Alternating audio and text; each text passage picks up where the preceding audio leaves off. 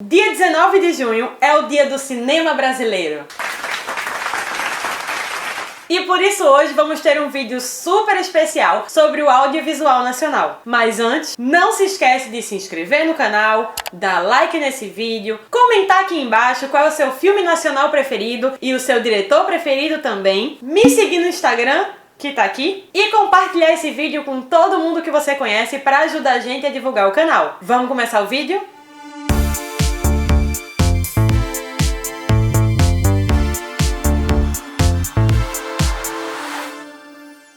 Assim como na maioria dos outros países, o cinema no Brasil começou de forma experimental. E naquela época, os filmes tinham um propósito mais científico. Olá, olá! Com o passar do tempo, foram surgindo os primeiros cinemas de bairro. Só que o nosso primeiro filme sonoro só foi ser feito lá em 1929. E super agradou o público, já que os filmes que chegavam por aqui ainda não tinham a famosa dublagem. Como se isso fosse possível, uma pessoa ser dublada. À medida que os anos iam passando, o nosso cinema ele ia ganhando força, nomes e filmes consideráveis. Simão Fantasma Bundão! Além de vários movimentos importantes. O movimento é sexy. Dentre eles, a pornochanchada. Mas Tawana, por que de tantos movimentos escolher logo a pornochanchada pra falar? Acho que todo mundo tem na cabeça que filme brasileiro é só pornografia e palavrão. Filha da...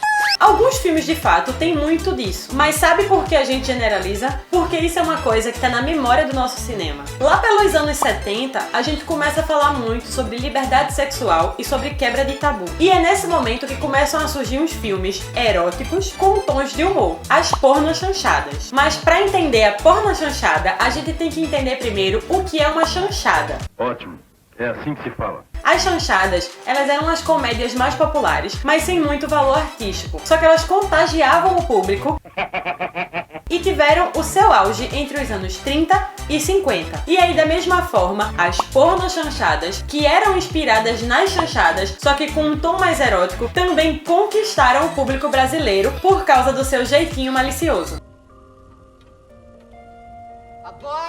Muitos desses filmes eram produzidos numa região chamada Boca do Lixo, que fica no bairro da Luz, em São Paulo, onde hoje é a Cracolândia. E aí, entre início, auge e fim desse movimento, foram quase 10 anos de cinema com filmes mais eróticos. E que só acabaram com o surgimento do cinema pornô. Então todo esse movimento de libertação, experimentação e produção desses filmes mais eróticos acabou deixando uma marca, uma impressão digital na cabeça dos brasileiros. Sem contar que depois desse movimento, o nosso cinema ele começou a sofrer dificuldades e problemas com a era Collor. E o cinema brasileiro só conseguiu retomar suas forças no final do governo Collor, que é mais ou menos a época, inclusive, da criação da Globo Filmes. E é por isso que tantos filmes consagrados dessa época têm esse tom mais televisivo.